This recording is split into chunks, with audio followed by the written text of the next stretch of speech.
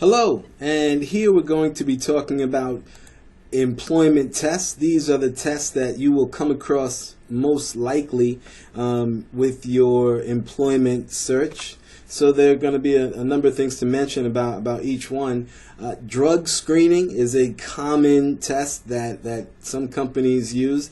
What we want to stress here is that there's no such thing as a foolproof way to mask a drug screening. The best way for drugs not to show up in your system is not to do them. Just keep in mind that people will have a lot to say, friends, family, acquaintances, about different methods and different ways that a drug screen can get passed, but that is hearsay. So the only way to not have drugs show up in your system is not to do drugs. Okay.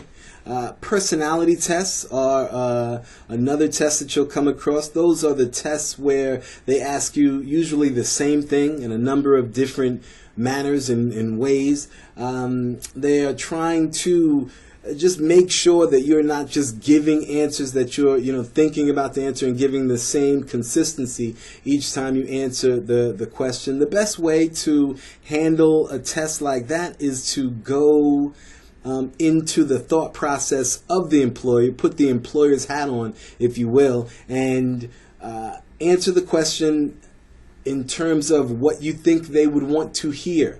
If you were the employer, how would you want the question to be answered? And that's a good idea for that. Credit history. These days, some companies are requiring you to submit your credit information, your personal finance information. It's more prevalent in banking industries or industries where you'll be working, with a high volume of money, things of that nature. So no matter what you feel about that, if you throw your hat into the ring for consideration of that job, the best thing to do is to know the number that's going to come back before they do, just so you could speak about it intelligently. Same thing with background checks. Companies usually go back between 7 and 10 years into a background. So the best idea, the best practice is to know what information will come up, and so you can speak about it intelligently. It's usually a challenging situation where you're caught off guard having a conversation about things that you would rather not speak about. So your best answer is one that is prepared ahead of time, so it's not a shock and you are prepared to speak about it intelligently. Reading and math. There are companies out there that have reading tests and math tests. Home Depot does. Lowe's does as well. There are a number of different companies that do.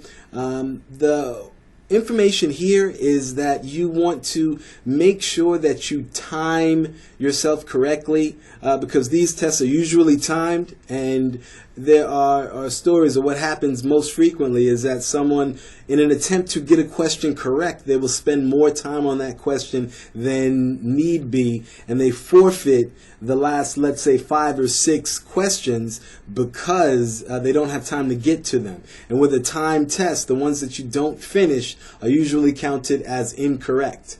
So you never want to spend more than 2 minutes on a question. If you go past that 2-minute mark and you're still trying to figure it out, the best course of action is to move on and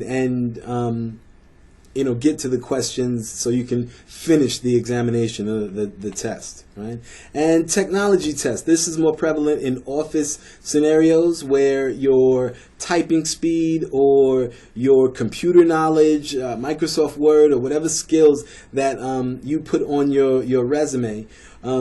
If the company uses that skill, say Excel or Word, things of that nature, they are going to want to see you demonstrate it. Does that mean you have to know everything about the application, the software? No, it doesn't. They just want to be comfortable that you have a working knowledge of the application, and that's why the industry, by and large, will want you to demonstrate that fact. So they give you little tests. All right. So this is just some of the tests that you'll come across in different schools of thought, how you could prepare for them, and that is it. You take care.